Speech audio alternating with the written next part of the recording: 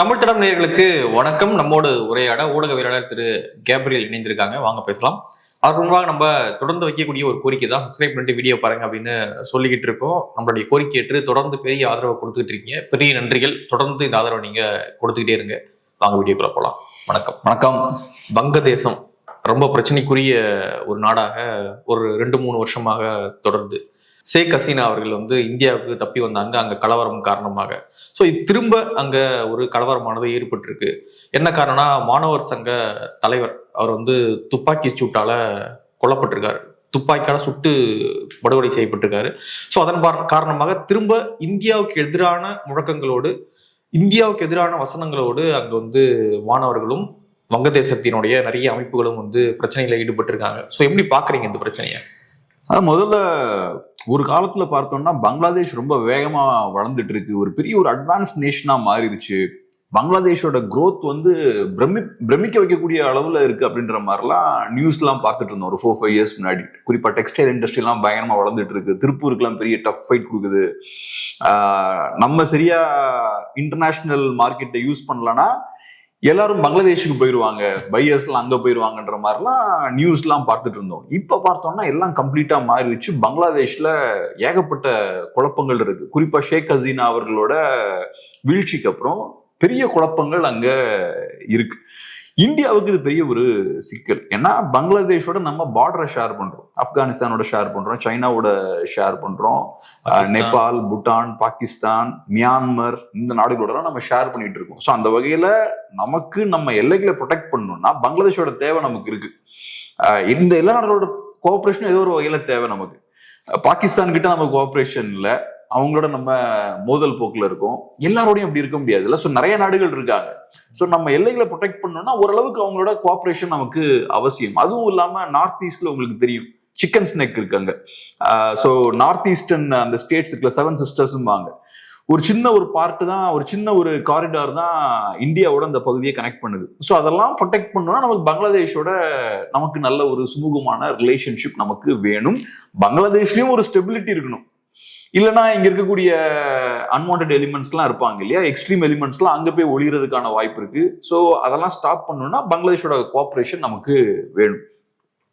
So இந்த மாதிரியான சிக்கல் பார்த்தோம்னா இப்ப இந்தியாவுக்கும் இருக்கு. ஸோ அதனால இப்ப நம்ம என்ன பண்றோம், அந்த பகுதியில் கூடிய டிஃபென்ஸ்லாம் நம்ம ஸ்ட்ரென்தன் பண்றோம்.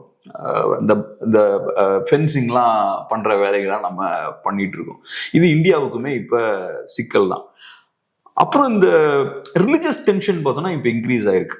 குறிப்பா ஹிந்துஸ் அங்க மைனாரிட்டி 8% ஹிந்துஸ் தான் இருக்காங்க, 7.95% நினைக்கிறேன். அப்புறம் 0.3% கிறிஸ்டியன்ஸ். ஸோ மோஸ்ட்லி ஹிந்துஸ்ன்னு எடுத்துக்கிட்டோம்னா மைனாரிட்டியா தான் இருக்காங்க. இப்ப ஹிந்துஸுக்கு எதிராகவும் நிறைய வன்முறை சம்பவங்கள் நடக்கிறத நம்ம அங்க பார்க்க முடியுது. நேற்று கூட வேலைக்கு போயிட்டு வந்த ஒருத்தர் அடிச்சு கொண்டு அவர் கொளுத்திருக்காங்க அப்படின்றது பெரிய பதட்டம் ஏற்படுத்தியிருக்கு. ஸோ ஒரு டெக்ஸ்டைல் ஒர்க்கர் போல அவரை ரொம்ப மோசமா சித்திரவதை பண்ணி அவரை கொன்னு அவரை அடிச்சு தொங்க விட்டுருக்காங்க. இந்த விஷயமும் நடந்திருக்கு. அது பார்த்தோம்னா இப்ப பயங்கர எக்ஸ்ட்ரீமான ஒரு ஹேட் இருக்கு. இது நம்ம பரவலா பார்க்கறது என்னன்னா, பங்களாதேஷ்ல ஏதோ இந்த மாதிரியான வெறுப்புன்றது ரீசெண்டா தான் வருது. ஷேக் ஹசீனாவோட வெளியேற்றத்துக்கு அப்புறம் தான் இது நடக்குதுன்னு பேசிட்டு இருக்காங்க. அது உண்மை கிடையாது. ஷேக் ஹசீனா இருக்கும் போதே இந்த மாதிரி சம்பவங்கள் நிறைய நடந்துட்டு தான் இருந்தது. பரவலா நம்ம மீடியாலாம் சொல்றது என்னன்னா, ஷேக் ஹசீனா ஒரு விதமான ஒரு செக்குலரான ஒரு ஆள், அவங்க மைனாரிட்டிஸ் எல்லாம் ப்ரொடெக்ட் பண்ற ஒரு ஆள் பங்களாதேஷ்ல அப்படின்ற மாதிரியான இமேஜ் வெளியே இருந்தாலும் ஷேக் ஹசீனா இருக்கும் போதே நிறைய பிரச்சனைகள் அங்க நடந்துட்டு இருந்தது. துர்கா பூஜா அப்ப பாத்தீங்கன்னா நிறைய பெரிய பிரச்சனை வந்தது. இங்க நிறைய பெரிய நியூஸா அது மாறிச்சு. ஹிந்து டெம்பிள்ஸ், அப்புறம் ஹிந்துஸ் நிறைய பேர் அங்க தாக்கப்பட்டாங்க. அது போக ஷேக் ஹசீனா அதிகாரத்துல இருக்கும் போதே மைனாரிட்டிஸுக்கு எதிரான அந்த வன்முறை சம்பவங்கள்னு பார்த்தோம்னா ஸ்லோவா இன்க்ரீஸ் ஆகிட்டே தான் இருந்தது. ஒரு 10 இயர்ஸ் கேப்ல பார்த்தோம்னா 3000க்கும் மேற்பட்ட இன்சிடென்ட்ஸ் பார்த்தோம்னா நடந்துட்டு இருந்தது. ஸோ அப்பவே ஒரு பதட்டமான ஒரு சூழல் தான் இருந்தது. நாளுக்கு நாள் இந்த சம்பவங்கள்லாம் இன்க்ரீஸ் ஆகிட்டு இருக்கு அப்படின்ற மாதிரியான சூழல் தான் இருந்தது. ஷேக் ஹசீனாவும் அதை அப்பப்போ அவங்க வசதிக்கு யூஸ் பண்ணிக்கிட்டாங்க. சில நேரங்கள்ல பார்த்தோம்னா இந்த மாதிரியான சம்பவங்கள் நடக்கும்போது அவங்க கண்டுக்காம இருக்கிறது, நிறைய நேரங்கள்ல வயலன்ஸ் எல்லாம் நடக்கும்போது அந்த கட்சியோட அவாமி லீகோட தலைவர்களும் பெருசா கண்டுக்காம இருக்கிறது. ஏன்னா அவங்கள பொறுத்தளவுல மெஜாரிட்டியை நம்ம கோவப்படுத்திட வேண்டாம், அது நடந்தா நடந்துட்டு போட்டோம். ஏன்னா அங்க இருக்கக்கூடிய இந்த எக்ஸ்ட்ரீம் ராடிக்கல் இஸ்லாம் குரூப்ஸ் எல்லாம் இருக்காங்க இல்லையா, அவங்கள கோவப்படுத்திட கூடாதுன்றதுக்காக ரொம்ப சாஃப்டா அவங்க விட்டாங்க. ஒரு பாயிண்ட்டுக்கு அப்புறம் மைனாரிட்டிஸ்க்கு எதிரான கார்டையுமே பிளே பண்ணாங்க. உங்களுக்கு ஞாபகம் இருக்கும்னு நினைக்கிறேன், ஷேக் ஹசீனா வந்து 24ல தான் அவங்க பவர்ல இருந்து நீக்கப்படுறாங்க. 24ல இருந்து நீக்கப்படுறாங்க. அதுக்கு முன்னாடி சில மாதங்களுக்கு முன்னாடி கான்ஸ்பிரசி தியரி எல்லாம் ஸ்ப்ரெட் பண்ணாங்க. இந்த மாதிரி வெளிநாடுகள் வந்து பங்களாதேஷ் நிலத்தையும் இந்தியால இருக்க சில பகுதிகள்லாம் வச்சு ஒரு கிறிஸ்டியன் கண்ட்ரி உருவாக்க முயற்சி பண்றாங்க அப்படின்ற மாதிரி ஒரு கான்ஸ்பிரசி எல்லாம் கிரியேட் பண்ணாங்க. இதுக்கு எந்த பேஸுமே கிடையாது. அங்க கிறிஸ்டியன்ஸ் பாப்புலேஷன் 0.30. இதெல்லாம் அவங்க ஏன் பண்றாங்கன்னா அவங்களுக்கு தெரியுது அங்க ராடிக்கல் இஸ்லாம் வந்து வேகமா வளர்ந்துட்டு இருக்கு. ஸோ அதை கவுண்டர் பண்ண வேண்டிய தேவை இருக்கு. ஸோ அதுக்கு ஏத்த மாதிரி பேசுறது இந்த மாதிரியான விஷயங்கள். ஒரு பெரிய கான்ஸ்பிரசி இருக்கு, வெளிநாடுகள்லாம் நம்மளை டார்கெட் பண்றாங்க, இந்த மாதிரியான விஷயங்கள்லாம் பண்ணாங்க. ஸோ அதனால ஷேக் ஹசீனா இருக்கும் போதே இந்த ட்ரெண்ட் ஸ்டார்ட் ஆயிருச்சு. மைனாரிட்டிஸுக்கு எதிரான அந்த போக்கு பங்களாதேஷ் ஸ்டார்ட் ஆயிருச்சு. அதுக்கப்புறம் ஷேக் ஹசீனாவை அதிகாரத்துல இருந்து தூக்கி போட்டதுக்கு அப்புறம் ராப்பிடா இன்க்ரீஸ் ஆகுது. அதுக்கப்புறம் ஒரு நெக்ஸ்ட் ஒரு 20 டேஸ்ல பார்த்தோம்னா நிறைய வன்முறை சம்பவங்கள் ஹிந்துஸ்க்கு எதிராக நடக்குது, மைனாரிட்டிஸ்க்கு எதிராக அங்க நடக்குது. அவங்க வேற தப்பிச்சு இந்தியா போறாங்க. ஷேக் ஹசீனா இந்தியாவுக்கு வராங்க. பட் அந்த நெக்ஸ்ட் ஃபியூ டேஸ் இருக்கு பாருங்க, அவங்க தப்பிச்சு வந்ததுக்கு அப்புறம் நெக்ஸ்ட் ஃபியூ டேஸ் பார்த்தோம்னா மைனாரிட்டிஸ்க்கு எதிரான வயலன்ஸ் பார்த்தோம்னா ரொம்ப அதிகமா இன்க்ரீஸ் ஆகுது. நான் ஃபர்ஸ்ட் சொன்ன மாதிரி ஒரு 10 வருஷத்துலேயே 3000-4000 வயலண்ட் இன்சிடென்ட்ஸ் வந்து ரெஜிஸ்டர் ஆயிருக்குன்னா அந்த நெக்ஸ்ட் 20 டேஸ்ல பார்த்தோம்னா அந்த 20 டேஸ்ல 2000க்கு மேல ரெஜிஸ்டர் ஆயிருது. ஏன்னா அங்க பங்களாதேஷ் மெஜாரிட்டி முஸ்லிம்ஸ் எப்படி பார்க்க ஆரம்பிச்சிட்டாங்கன்னா ஷேக் ஹசீனாவை மைனாரிட்டிஸ் பேக் பண்றாங்க, குறிப்பா ஹிந்துஸ் பேக் பண்றாங்க அப்படின்ற மாதிரி பார்க்க ஆரம்பிச்சிட்டாங்க. ஏன்னா ஹிந்துஸ் வந்து ட்ரெடிஷ்னலா ஷேக் ஹசீனாவையும் அவாமி லீகையும் சப்போர்ட் பண்ணிருக்காங்க. ஸோ அந்த வகையில ஷேக் ஹசீனா வெளியேற்றப்படும் போது ஒரு வெறுப்பு இருக்கும் இல்லையா, ஷேக் ஹசீனா மேலேயும் வெறுப்பு இருக்கும், அவங்களை சப்போர்ட் பண்ண ஆட்கள் மேலேயும் வெறுப்பு இருக்கும். ஸோ அந்த மாதிரி ஹிந்து கம்யூனிட்டிக்கு எதிராக அது பெரிய ஒரு வயலன்ஸா அது ஸ்ப்ரெட் ஆகுது. அப்புறம் இன்னொரு முக்கியமான விஷயம் என்ன, அதுக்கப்புறம் நமக்கு தெரியும் நிறைய கலவரங்கள்லாம் வெடிச்சது. அதுல நிறைய எக்ஸ்ட்ரீம் எலிமெண்ட்ஸ் பார்த்தோம்னா தப்பிச்சிடுறாங்க ஜெயில இருந்தெல்லாம். ஆயிரக்கணக்கான பேர் ஜெயில இருந்தெல்லாம் தப்பிச்சிடுறாங்க. அவங்க கிட்ட ஆயுதங்களும் மாட்டுது, போலீஸ் கிட்ட இருக்கக்கூடிய அந்த ரைபிள்ஸ் இந்த விஷயங்கள்லாம் மாட்டுது, நிறைய லைவ் ரவுண்ட்ஸ் எல்லாம் மாட்டுது. அப்ப இதெல்லாம் சேரும்போது என்ன ஆகுதுன்னா அந்த எக்ஸ்ட்ரீம் எலிமெண்ட்ஸ் கைக்கு அதிகாரம் நிறைய போகுது. அவன் கிட்ட இப்ப இன்னும் பவர்ஃபுல் ஆகுறாங்களா, அவன் இப்போ வந்து யூஎஸ் கவர்மெண்ட்டையும் அவனால சேலஞ்ச் பண்ண முடியும். ஸோ யூஎஸ் கவர்மெண்ட்டும் பார்த்தோன்னா இந்த எக்ஸ்ட்ரீம் எலிமெண்ட்ஸ் இந்த எலிமெண்ட்ஸ் பார்த்தோன்னா பவர்ஃபுல் ஆயிட்டு இருக்காங்க. அவங்கள சேலஞ்ச் பண்றதுக்கு இவங்களுக்கும் சிக்கல் இருக்கு. ஸோ அதனால இப்ப பார்த்தோம்னா இந்த மாதிரியான விஷயங்கள் கண்டினியூஸா நடந்துட்டு இருக்கு. இந்த கடந்த சில நாட்களே பார்த்தோம்னா இந்தியாவுக்கு எதிரான அந்த ஆன்டி இந்தியன் ஃபீலிங் பார்த்தோம்னா பங்களாதேஷ்ல இன்க்ரீஸ் ஆயிட்டு இருக்கு. இந்தியாவை துண்டாடுவோம் எல்லாம் பேசி அது கூட வைரலாக. ஆமா, இப்ப சில நாட்களுக்கு முன்னாடி பார்த்தோம்னா இந்தியாவுக்கு எதிரான ஒரு ப்ரொடெஸ்ட் அங்க நடக்குது. அப்ப இந்தியன் ஹை கமிஷனுக்கு போய் ப்ரொடெஸ்ட் பண்றாங்க, உள்ள நுழைய முயற்சி பண்றாங்க, அவங்க ஸ்டாப் பண்றாங்க. அதே மாதிரி அசிஸ்டன்ட் இந்தியன் ஹை கமிஷன்லயும் முயற்சி பண்ணாங்க, சிட்டகாங்லயும் அப்புறம் இன்னொரு பகுதியிலையும் பண்றாங்க. இந்த விஷயங்கள்லாம் பண்ணும்போது இந்தியா சைட்ல இருந்து பதிலடி கொடுக்குறாங்க. இப்ப ஃபர்ஸ்ட் கொஞ்சம் சாஃப்டா தான் டீல் பண்ணிட்டு இருந்தாங்க. இப்ப இந்தியா சைட்ல இருந்து என்வாய சமன் பண்றாங்க இந்தியால. அதுக்கப்புறம் அவர்கிட்ட சில இந்த மாதிரியான குற்றச்சாட்டுகள்லாம் வைக்கிறாங்க, இதெல்லாம் இருக்கக்கூடாதுன்ற மாதிரி நல்ல ஸ்ட்ராங்கான விஷயங்கள்லாம் பேசுறாங்க. ஏன்னா இப்போ ஒரு என்வாய சமன் பண்றது சாதாரண விஷயம் கிடையாது, அது ஒரு ஸ்ட்ரிக்டான ஒரு நடவடிக்கை மாதிரி தான் பார்க்கணும். நார்மலா இன்வைட் பண்றது வேற, சமன் பண்றதுன்னா வான்னு உத்தரவு போடுறது, அது ஆஜராகடா அப்படின்னு சொல்றது அது. ஸோ அதனால அது ஒரு சீரியஸான ஒரு விஷயம் தான். அது போக இந்தியா சைட்ல இருந்து கிளாரிபிகேஷனும் கொடுக்குறாங்க. நீங்க சொன்னீங்க இல்லையா இந்த விஷயம், இந்தியா அந்த தவறுகள்லாம் பண்ணிட்டு இந்தியா சைட்ல போய் ஒழிஞ்சுக்கிறாங்க அப்படின்ற ரூமர்ஸ்லாம் அங்க ஸ்ப்ரெட் ஆகுது. இந்தியா பங்களாதேஷுக்கு எதிரான ஆக்டிவிட்டியில ஈடுபடுறாங்க, திரும்பவும் ஷேக் ஹசீனாவை பவரு கொண்டு வர முயற்சிகள்ல இந்தியா ஈடுபடுறாங்க. இந்த மாதிரியான ரூமர்ஸும் நிறைய ஸ்ப்ரெட் ஆகுது. ஸோ அந்த மாதிரியான சில ரூமர்ஸுக்கும் முற்றுப்புள்ளி வைக்கும் விதமா ஒரு கிளாரிபிகேஷனும் இந்தியா சைட்ல இருந்து கொடுக்குறாங்க. ஸோ இப்போ இந்தியா சைட்ல இருந்து பார்க்கும்போது இந்த விஷயங்களும் பண்றாங்க. பட் இப்போ இதெல்லாம் நடந்து அப்புறம் பீக்கை டச் பண்ணும்போது இந்த ஒரு நபர், அந்த கார்மெண்ட் ஃபேக்டரியில ஒர்க் பண்ணக்கூடிய ஒரு நபரையும் பார்த்தோம்னா லிஞ்ச் பண்றாங்க, எல்லாம் சேர்ந்து அடிச்சு அவரை கொண்டுறாங்க, அதுவும் நடக்குது. ஸோ பங்களாதேஷ் வந்து இப்ப மோசமான ஒரு கண்டிஷன்ல இருக்கு. ஒண்ணு, பாகிஸ்தான் இப்ப பயங்கரமான குழப்பத்துல இருக்கு, அங்கேயும் இதே தான் எக்ஸ்ட்ரீம் ரேடிக்கல் எலிமெண்ட்ஸ் பார்த்தோம்னா ரொம்ப ஸ்ட்ராங் ஆயிட்டு இருக்காங்க. இன்னொரு சைட்ல பங்களாதேஷ்லயும் குழப்பம், நேபாள்லயும் அதே மாதிரிதான். நேபாள்லயும் நம்ம பார்த்தோம் இந்த வருஷம் தான், 25ல தான் நினைக்கிறேன், அங்கேயும் ஆட்சி மாற்றம் ஏற்பட்டிருக்கு. ரொம்ப வயலண்டான ஒரு ஆட்சி மாற்றம் அங்க ஏற்பட்டு. ஆமா, அங்கேயும் பாருங்க ஆன்டி இந்தியன் ஃபீலிங் வந்து ரொம்ப அதிகமா இருக்கு. இந்தியன் மீடியாவெல்லாம் டஃபா தான் டீல் பண்ணாங்க அங்கேயும். ஸோ இது ஒரு டஃப்பான டைம் தான் இந்தியாவுக்கு. குறிப்பா இப்ப பங்களாதேஷ்ல ஆன்டி இந்தியன் ஃபீலிங் அதிகமா இருக்கு, பாகிஸ்தான்ல அதிகமா இருக்கு, நேபாள்லயும் அதே மாதிரி அதிகமா இருக்கு, மால்தீவ்ஸ்ல இப்ப கொஞ்சம் அது மாறி இருக்கு. பட் ஃபர்ஸ்ட் மொய்சு பவருக்கு வந்தப்ப கொஞ்சம் டஃபா தான் டீல் பண்ணார் இந்தியாவோட, மோதல் போக்க தான் கடைபிடித்தார். அதுக்கப்புறம் இப்ப கொஞ்சம் ரிலாக்ஸ் ஆகுற, சைனா மீட்டிங் எல்லாம் போயிட்டு கலந்துக்கும் பொழுது ஆமா சரி இந்தியாவை ரொம்ப பகச்சிக்க வேண்டாம், இந்தியாவோட தேவை நமக்கு இருக்கு அப்படின்னு புரிஞ்சுக்கிட்டதுக்கு அப்புறம் மொய்சு இப்ப கொஞ்சம் ரிவர்ஸ்ல போறாரு. ஸ்ரீலங்கா ஒரு மாதிரி நம்மள யூஸ் பண்ணிட்டு இருக்காங்க. அங்க ஒரு கொஞ்சம் பணம் கிடைச்சா அந்த சைடு போறது, நம்ம ஏதாவது குடிச்சு கொஞ்சம் சாஃப்ட் பண்ணோம்னா இந்த சைடு வருது. அந்த மாதிரி ரெண்டு பேரையும் யூஸ் பண்ணி ஸ்ரீலங்கா வண்டியை ஓட்டிட்டு இருக்காங்க. பட் ஓவராலா நம்ம பார்த்தோம்னா இந்தியாவுக்கு கொஞ்சம் இந்த சிக்கல் இருக்கு. இந்தியாவோட நெய்பர்ஸ் பார்த்தோம்னா ஸ்லோவா இந்தியாவுக்கு எதிராக போய்கிட்டு இருக்காங்க. அதுவும் இந்த எக்ஸ்ட்ரீம் ராடிக்கல் இஸ்லாமிக் எலிமெண்ட்ஸ் பவருக்கு வருது நல்லது கிடையாது இந்தியாவுக்கு. ஏன்னா அங்க இன்ஸ்டபிலிட்டி இருக்குன்னா அந்த இன்ஸ்டபிலிட்டி ஸ்ப்ரெட் ஆகும் நாளைக்கு. அதுதான் அரசியலோட நேச்சரே. பாகிஸ்தான்ல இருந்து பங்களாதேஷுக்கு வந்து ஒவ்வொரு இடமா அது ஸ்ப்ரெட் ஆகும். நம்ம நாட்டிலையும் அது சில இம்பாக்ட்ஸ் அது ஏற்படுத்தும். ஸோ அதனால ஒரு டேஞ்சரஸான ஒரு ட்ரெண்ட் தான் அங்க இருக்கு. இந்த ஷெரீப் அப்படின்ற அந்த மாணவர் சங்க தலைவர் அவரு தான் சுட்டு கொல்றாங்க. ஸோ அவர் சுட்டு கொன்னதுக்கு பின்னாடி இந்தியா இருக்குது அப்படின்னும் அங்க ஒரு விஷயங்கள் போகுது.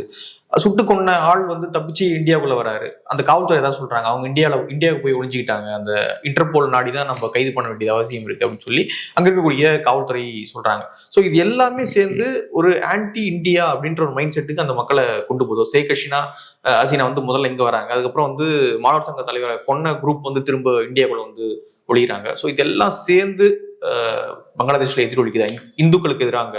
இப்ப அங்க சிக்கல் என்னன்னு நான் பாக்குறேன்னா, இப்ப ஹிந்துக்களுக்கு எதிரான கூட நம்ம பார்க்க வேண்டாம், அது ஒரு ஆஸ்பெக்ட் அது கண்டிப்பா இருக்கு. அதையும் தாண்டி யாரெல்லாம் அல்ட்ரா ராடிக்கலா இல்லையோ எல்லாரையுமே டார்கெட் பண்றது. இப்ப விஷயம் என்னன்னா, ஷேக் ஹசீனாவை அதிகாரத்துல தூக்கி போட்டாச்சு. அடுத்து என்ன நீங்க பண்ணணும்? ஷேக் ஹசீனா நம்ம நாட்டோட வளர்ச்சியை தடுக்கிறாங்க, நம்ம நாட்டை எடுத்தது நம்ம வளர்க்கணும். நீங்க வந்து உட்கார்ந்தாச்சு, நாட்டை வளர்த்தீங்களா? உங்களுக்கு ஒன்றும் பண்ண முடியல. நீங்க அடுத்து என்ன பண்ணுவீங்க? ரிசைன் பண்ணணும். அது நீங்க எப்படி பண்ணுவீங்க? அதிகாரத்துல இருக்கவன் உயிரை போனா ரிசைன் பண்ண மாட்டான். சோ அடுத்து அவன் என்ன பண்ணுவான்னா உள்ள ஸ்கேப் கோட்ஸ் பார்ப்பான். சரி யாரை நம்ம இப்ப பலிகாடாக்கலாம், இல்ல இவனாலதான் அதுதான் பிரச்சனை, அவன் இந்த மாதிரி பண்ணிட்டு இருக்கான். சோ இப்போ ஒரு நல்ல ஸ்கேப் கோட் வந்து பங்களாதேஷுக்குள்ள ஹிந்துஸ், பங்களாதேஷுக்கு வெளியில இந்தியா. இல்ல இந்தியா தான் எங்களுக்கு எதிராக அந்த மாதிரி செயல்பட்டு இருக்காங்க, நம்மளை வளர விடாம நிறைய சதியெல்லாம் பண்ணிட்டு இருக்காங்க. ஆக்சுவலா நீ நிஜமாவே நாட்டை வளர்த்துட்டானா இந்த பிரச்சனை உனக்கு இருக்கவே இருக்காது. ஆனா அந்த விஷயத்த உன்னால செய்ய முடியலன்ற சூழல் வரும்போது நிறைய பேரை நீங்க உள்ள டார்கெட் பண்ண ஆரம்பிக்கிறீங்க. இப்ப பிரெஞ்சு ரெவல்யூஷன் அதே மாதிரிதான், ஒரு ரொம்ப முக்கியமான ஒரு புரட்சி, மன்னருக்கு எதிரான ஒரு புரட்சி வந்ததுக்கு அப்புறம் இவங்களால வண்டியை ஓட்ட முடியல. சரியா, வண்டியை ஓட்ட முடியலன்ற சூழல் வரும்போதுதான் அந்த குல்லட்டின் அப்படின்ற அந்த மிஷினை யூஸ் பண்ணி எல்லாத்தையும் கொல்ல ஆரம்பிக்கிறாங்க, எல்லாத்தையும் எதிரியாக்குறாங்க. இவன் சரியில்லை, இவன் சதி பண்றான், அவன் சதி பண்றான், ஒருத்தனுக்கு எதிரியா மாத்துறாங்க. அது காரணமே உன்னால சரியா நிர்வாகம் பண்ண முடியல அப்படின்றதுதான். சோ இங்கேயும் இப்படிதான். இப்ப இவங்கனால சரியா ப்ராப்பரா நிர்வாகம் பண்ண முடியலன்ற சூழல் ஏற்படும் போது இப்ப இந்தியா பக்கம் திரும்புறாங்க. சோ அதனால இப்ப ஷேக் ஹசீனா இங்க இருக்காங்க, இந்தியாவில இருக்காங்க, அதை ஒரு பெரிய பிரச்சனையா பேசுறாங்க. இப்போ உனக்கு முக்கியமான வேலை இப்பதான் பவர்ல வந்து உட்கார்ந்துருக்க, ஸ்டெபிலிட்டி இல்ல, ஷேக் ஹசீனாவை தண்டிக்கிறதெல்லாம் இருக்கட்டும், முதல்ல பொருளாதாரத்தை சரி பண்ணணும்ல. அதை விட்டுட்டு ஷேக் ஹசீனான்னு பேசிக்கிட்டு இருந்தா அந்த விஷயத்தை தான் பண்றாங்க. இந்தியாவை பொறுத்தளவுல ஒரு வாதம் என்னன்னா, ஷேக் ஹசீனா விட்டுற வேண்டியதுனா எதுக்கு நம்ம இவ்வளவு ப்ரெஷரை ஃபேஸ் பண்ணணும்? ஏன்னா இப்ப பங்களாதேஷுக்கு இந்தியாவோட இருக்கக்கூடிய மிகப்பெரிய ஒரு பிரச்சனை இது ஒண்ணு. அடிக்கடி இதை ரைஸ் பண்ணிட்டே இருக்காங்க, ஷேக் ஹசீனாவை ஹேண்ட் ஓவர் பண்ணுங்கன்றது பங்களாதேஷோட முக்கியமான கோரிக்கை. நம்மளோட முக்கியமான நெய்பர் பங்களாதேஷ், எதுக்கு அவங்களோட நம்ம மோதல் போக்கு கடைபிடிக்கணும்? பேசாம ஷேக் ஹசீனா விட்டுறலாமே அப்படின்ற ஒரு பார்வையும் இருக்கு. அன்பார்ச்சுனேட்லி அப்படி விட முடியாது. அப்படி நம்ம ஷேக் ஹசீனாவை சும்மா தூக்கி போட்டோம்னா நாளைக்கு நம்மளோட யாரும் நம்பி ஒர்க் பண்ண மாட்டாங்க, இவங்களை நம்பி ஒர்க் பண்ண முடியாதுன்ற மாதிரி பார்ப்பாங்க. தலைலாமா இங்க இருக்காரு, எவ்வளவு டெக்கேட்ஸா நம்ம அவர் வச்சுட்டு இருக்கோம், 40-50 இயர்ஸா தலைலாமா இங்க இருக்காரு. அது கூட சைனாவுக்கும் ஒரு பிரச்சனையா? கண்டிப்பா. பட் இருந்தாலும் நம்ம அவரை விட்டுற முடியாது. ஏன்னா பிரச்சனை வர்றதுக்கு முன்னாடி இருந்தே அவர் நமக்கு சப்போர்ட் பண்றாரு, நம்ம கூட சேர்ந்து ஒர்க் பண்றாரு. அப்ப பிரச்சனை வந்ததுக்கு அப்புறம் நீங்க அவங்கள மேனேஜ் பண்ணணும், அவங்கள வச்சு நீங்க நடத்தணும், வச்சிருக்கணும். ஆமா, இல்லைன்னா மற்றவங்களை நம்ப மாட்டாங்க, உங்க நெய்பர்ஸ் எல்லாம் நம்ப மாட்டாங்கல்ல. சோ அதனால ஒரு ட்ரஸ்ட் ஃபேக்டரை நீங்க கிரியேட் பண்ணணும்னா, ஒரு கிரெடிபிலிட்டியை, ஒரு ஸ்டெபிலிட்டியை கிரியேட் பண்ணணும்னா நீங்க அந்த விஷயத்த பண்ணி தான் ஆகும். ஸோ ஷேக் ஹசீனாவை அவங்களோட சேர்ந்து நிறைய நாள் நம்ம டிராவல் பண்ணிருக்கோம். 2009ல இருந்து அவங்க பவர்ல இருந்தாங்கன்னு நினைக்கிறேன். 2009ல இருந்து 24 வரைக்கும் 15 இயர்ஸ் அவங்க பவர்ல இருந்திருக்காங்க. மோஸ்ட்லி அவங்க இந்தியாவுக்கு ஃபேவரபிளான ஒரு லீடரா தான் இருந்திருக்காங்க. அங்க உள்ளுக்குள்ள என்ன பிரச்சனை இருந்தது secondary, Indian point of view இருந்து பார்க்கும்போது இந்தியாவோட ஃபேவரபிளா தான் இருந்திருக்காங்க. ஸோ அப்படி இருக்கும்போது பிரச்சனை வந்தோடனே இப்ப தூக்கி கொண்டு போய் அங்கேயே கொடுத்தாச்சுன்னா உலகமே பார்த்துட்டு இருக்குல்ல இந்தியாவை. சோ எப்படி பார்ப்பாங்க, ரைட் இவங்களை நம்ப முடியாது போல, கொஞ்சம் கவனமா தான் இருக்கணும் அப்படின்ற மாதிரிதான் பார்ப்பாங்க.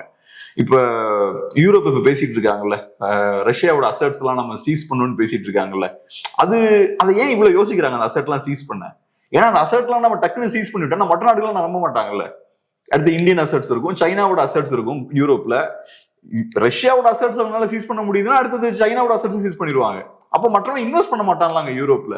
சோ அதனாலதான் இவ்வளவு யோசிக்கிறாங்க. ரஷ்யாவோட அசட்ஸை சீஸ் பண்றதுல அவங்களுக்கு இவ்வளவு தயக்கம் இருக்கு. ஸோ ஒரு இன்டர்நேஷனல் லெவல்ல நமக்கு ஒரு இமேஜ், ஒரு கிரெடிபிலிட்டின்றதை கிரியேட் பண்ணும். அதனால நம்ம ஷேக் ஹசீனாவையும் விட்டு கொடுக்க முடியாது. ஸோ இப்ப ஒரு சிக்கலான ஒரு சூழல்ல இருக்கும். ஓகே, பங்களாதேஷ் வந்து சீனா கூட கை கோர்க்க வாய்ப்பு இருக்குமா? சீனாவோடு நட்புறவா இருக்காங்களா? எப்படி பாக்குறது? கை கோர்த்து தான் இருக்காங்க இப்ப. ஓகே, பங்களாதேஷும் சரி, பாகிஸ்தானும் சரி. அப்ப இந்த பிரச்சனைக்கு சீனாவும் ஒரு காரணமா இருக்குமா? தூண்டி விடுற மாதிரி அந்த மாதிரி சம்திங் ஒரு லெவரேஜ் கொடுக்குது அவங்களுக்கு பங்களாதேஷுக்கு அது ஒரு லெவரேஜ் கொடுக்குது. இப்ப நம்ம இவ்வளவு நாள் இந்தியாவோட சேர்ந்து இருந்திருக்கோம், க்ளோஸா இருந்திருக்கோம். இந்தியா மேல ப்ரெஷர் போடுறதால பங்களாதேஷுக்கு ஒரு பிரச்சனையுமே இல்லையே. இந்தியாவை டார்கெட் பண்றதால ஒரு பிரச்சனையும் இல்லை. ஒண்ணு பொலிட்டிக்கலா அவங்களுக்கு கெயின் இருக்கு. இந்தியாவுக்கு எதிராக பங்களாதேஷ்ல பேசுறதால பங்களாதேஷ்ல அதிகாரத்துல இருக்கவங்களுக்கும் அந்த எக்ஸ்ட்ரீம் எலிமெண்ட்ஸுக்கும் அது ஒரு லாபம் இருக்கு. அவங்க அரசியலங்க கட்டமைக்கிறாங்க, இந்தியாவை எதிர்த்து மைனாரிட்டிஸை டார்கெட் பண்ணி ஒரு அரசியலை அவங்க கட்டமைக்கிறாங்க. ஸோ லோக்கலா அவங்களுக்கு அதனால லாபம் இருக்கு. இன்டர்நேஷனலாவும் பிரச்சனை இல்லை அவங்களுக்கு. ஏன்னா இந்தியாவை மீறி நீங்க போயாச்சுன்னா உங்களுக்கு சைனான்ற ஆப்ஷன் இருக்கு. சைனா ஆப்ஷன் இல்லைன்னா இந்தியா கையில பெரிய லெவரேஜ் இருந்திருக்கும். ஸோ சைனா ஆப்ஷன் உள்ள வரனால இந்த பிரச்சனை சைனா நமக்கு நிறைய நாடுகளோட இருக்கு. பாகிஸ்தானுக்கும் அதே தானே, சைனா உள்ள வரான். சைனா வந்து ஆயுதங்கள்லாம் சப்ளை பண்றாங்க, இந்த விஷயங்கள்லாம் பண்றாங்க. நேபாள் விஷயமும் அதே தானே. எல்லா இடத்துலயும் சைனா ஃபேக்டர் உள்ள வரும்போது அவங்களுக்கு ரெண்டு ஆப்ஷன் போகுது. ஸ்ரீலங்கால அதே பிரச்சனை தான். ஸோ சைனா அந்த மாதிரி எக்ஸ்ட்ரா ஒரு ஆப்ஷனை ஓபன் பண்றாங்க. அப்ப இவங்களுக்கு இன்னொரு டோர் இருக்கிறனால அக்ரெசிவா நம்மள டீல் பண்றாங்க. இதை டீல் பண்றதுக்காக இப்ப நம்ம ஆப்கானிஸ்தானோட க்ளோஸா இருக்கும். ஆப்கானிஸ்தானோட நம்ம ட்ரேடை வந்து ஸ்ட்ராங் ஆக்கியிருக்கோம். சாபஹர் போர்ட்லாம் நம்ம இப்ப வச்சிருக்கோம் இங்க ஈரான்ல. இப்ப பாகிஸ்தான்லாம் பைபாஸ் பண்ணி ஆப்கானிஸ்தானோட நம்ம ட்ரேட் பண்றதுக்கு, அப்புறம் ஆப்கானிஸ்தான் மேல இருக்கக்கூடிய மற்ற நாடுகளோட ட்ரேட் பண்ண, இந்த கசாகிஸ்தான்லாம் இருக்குல்ல, அந்த நாடுகளோட ட்ரேட் பண்றதுக்கு இந்த விஷயங்கள் நம்ம பண்றோம். ஸோ இந்த நாடுகள்லாம் நம்ம கையை விட்டு போகும்போது நம்ம அந்த சைட்ல இன்ஃப்ளூயன்ஸ் எக்ஸ்பேண்ட் பண்ண ட்ரை பண்றோம். ஸோ அதனால கண்டிப்பா சைனா சீரியஸான ரோல் பிளே பண்றாங்க. நமக்கு பெரிய பிரச்சனையுமே இதுதான். சைனா இந்த லாஸ்ட் 50 இயர்ஸ்ல பெருசா வளர்றாங்க. பெருசா வளர என்ன ஆகும்னா அது பெரிய ஷிஃப்டை ஏற்படுத்தும். இந்த குளோபல் டைனமிக்ஸ்ல பெரிய ஷிஃப்டை ஏற்படுத்தும். சாதாரணமா சின்ன நாடா இருந்த ஒருத்தன் இன்னைக்கு திடீர்னு வேர்ல்டு செகண்ட் பிகெஸ்ட் பவரா மாறி இருக்காங்க. 30 இயர்ஸ்ல பெரிய எக்கானமியா மாறி இருக்காங்க. அமெரிக்காவை சேலஞ்ச் பண்ணிட்டு இருக்காங்க. அப்போ குளோபல் வேர்ல்டு ஆர்டரே அதை ஷிஃப்ட் பண்ணுது. அப்ப ரீஜனல் டைனமிக்ஸையும் ஷிஃப்ட் பண்ணும்ல, ஏசியால இருக்கக்கூடிய இந்த பேட்டர்னையும் அது ஷிஃப்ட் பண்ணும். ஸோ சைனா வளர நமக்கு அது ஒரு சிக்கல் தான். அது எப்படி ஹேண்டில் பண்றோம் அப்படின்ற டஃப்பான விஷயம் தான். அஃப்கோர்ஸ் இப்ப சைனாவோட க்ரோத்லாம் கொஞ்சம் ஸ்டாப் ஆயிருச்சு, கொஞ்சம் ஓரளவுக்கு ஒரு மாதிரி ஸ்டாக்னேஷன் நோக்கி தான் போயிட்டு இருக்கு. பட் இருந்தாலும் ஒரு பெரிய ஒரு யானை மாதிரி இருக்கான் பக்கத்துல, மற்ற நாடுகளுக்கு ஒரு பெரிய ஒரு ஆப்ஷனா இருக்கான். ஸோ அது நமக்கு சிக்கல் தான். ஓகே, இன்னொரு பக்கம் வந்து இப்போ ஹிந்துக்கள் மீது அங்க தாக்குதல் நடத்தப்படுது, கொடூரமான தாக்குதல் வந்து நடத்தப்படுது பங்களாதேஷ்ல. அதற்கு எதிர்வினையாக இந்தியாவில் ஏதாவது நடக்குமா? எப்படி பாக்குறீங்க? அதை வேற ஏதாவது அசம்பாவித சம்பவம் இங்க நடக்க வாய்ப்பு இருக்குமா? இப்போ நான் எப்படி பாக்குறேன்னா, எக்ஸ்ட்ரீம் எலிமெண்ட்ஸ் எல்லா இடத்துலயும் இருப்பாங்க. இப்ப ஹிந்துக்கள் அங்க தாக்கப்படுறாங்கன்னா இங்க என்ன நடக்குது, அது என்ன இம்பாக்ட் இங்க ஏற்படுத்துது? இங்க அது பொலிட்டிக்கல் போலரைசேஷனை கொண்டு வருது இல்ல, வர்றாங்க. அந்த பங்களாதேஷ், வெஸ்ட் பெங்கால் அந்த பக்கம் ஒரு மக்கள் போலரைசேஷன், இங்கேயுமே ஓரளவுக்கு தமிழ்நாடுன்னு நான் சொல்ல வரலாம், ஜென்ரலா இந்தியான்னு சொல்லுவாங்க. போலரைசேஷன் நடக்கும்ல டெஃபினட்டா. பாருங்க, பங்களாதேஷ்ல வந்து ஹிந்துஸ் அட்டாக் பண்றாங்கன்னு போலரைசேஷன் நடக்கும். அப்புறம் இந்தியால ஒரு சம்பவம் நடக்கும்போது அதை காட்டி பங்களாதேஷ்ல போலரைசேஷன் நடக்கும். உதாரணத்துக்கு இப்போ ஒரு 1 வீக் முன்னாடி நியூஸ் பார்த்திருப்பீங்க, ஒரு பீகார்ல ஒரு அவருமே கோயின்சிடென்ஷியலி அவருமே ஒரு கார்மெண்ட் துறை சம்பந்தப்பட்டவர். அவர் போய் துணி ஏதோ வித்துட்டு இருந்திருக்காரு போல. அவர் ஒரு முஸ்லிம். நீங்க நியூஸ் பாத்தீங்களா? அது ஒரு 1 வீக் முன்னாடி தான். பீகார்ல அந்த முஸ்லிம் அவரு சைக்கிள்ல போயிட்டு இருந்திருக்காரு. வேலையெல்லாம் முடிச்சுட்டு நைட்டு வரும்போது டயர் ஏதோ பஞ்சர் ஆயிருக்கு. குரூப்பா கொஞ்சம் பேர் இருந்திருக்காங்க பீகார்ல. அவங்க கிட்ட போய் கேட்டிருக்காரு, இந்த மாதிரி டயர் பஞ்சர் ஓட்ட முடியுமான்னு ஏதோ கேட்டிருக்காரு. அப்புறம் அவரோட பேர் என்னன்னு கேட்டிருக்காங்க. அவரோட அடையாளத்தை கண்டுபிடிச்சிருக்காங்க. அவர் முஸ்லீம் தெரிஞ்சதுக்கு அப்புறம் இவங்க எல்லாம் சேர்ந்து அடிச்சு கொண்டிருக்காங்க. ரொம்ப மோசமான முறையில் அடிச்சு கொண்டிருக்காங்க. காதை வெட்டியிருக்காங்க, அப்புறம் விரல் எல்லாம் உடைச்சிருக்காங்க. அதுக்கப்புறம் பெட்ரோல்ல ஊத்தி அவரை கொண்டிருக்காங்க. இப்ப 11 பேரை அரெஸ்ட் பண்ணிருக்காங்க. பீகார்ல இந்த சம்பவம் நடந்தது. இந்த சம்பவம் பார்த்தா பங்களாதேஷ்ல பெரிய ஒரு நியூஸா போடுறாங்க. ஸோ அவங்க ஊர்ல நடக்கக்கூடிய அநியாயத்தை அவன் பெருசா கவர் பண்ண மாட்டான், அதை போட மாட்டான், அதை அநியாயமா அதை காட்ட மாட்டான். ஆனா இங்க நடக்கக்கூடிய ஒரு விஷயத்த அந்த ஊர்ல பயங்கரமா ப்ரொஜெக்ட் பண்றாங்க, நியூஸ் ஆக்குறாங்க. அது காரணம் என்ன? ஸோ இந்தியாவில் இந்த மாதிரி முஸ்லிம்ஸை டார்ச்சர் பண்றாங்கன்றது அங்க யூஸ் பண்றாங்க. ரெண்டுமே தப்பு. இங்க பீகார்ல நடந்ததும் தப்பு, அங்க அந்த ஒரு கார்மெண்ட் ஃபேக்டரியில ஒர்க் பண்ண ஒரு ஹிந்துவை கொண்டதும் தப்பு. இந்த ரெண்டு குரூப்பும் என்ன பண்றதுன்னா இதை காட்டி அவங்க போலரைஸ் பண்ணுவாங்க, அதை காட்டி இங்க போலரைஸ் பண்ணுவாங்க. இந்த விஷயம் தான் ரொம்ப தவறான விஷயம். இங்க பாருங்க, இப்போ பீகார்ல நடந்த இன்சிடென்ட் பார்த்தா இங்க பெருசா கவரே பண்ணல. ஹிந்துல நான் ஒரு ஆர்டிகல் தான் பார்த்தேன், அதுக்கப்புறம் தான் நான் உள்ள போய் சர்ச் பண்ணி பார்க்கும்போது இந்த விஷயம் நடந்திருக்கு. மெயின் ஸ்ட்ரீம் மீடியா அதை டச் பண்ணவே இல்லை, அங்க எடுத்து பேசிட்டு இருக்காங்க அதை.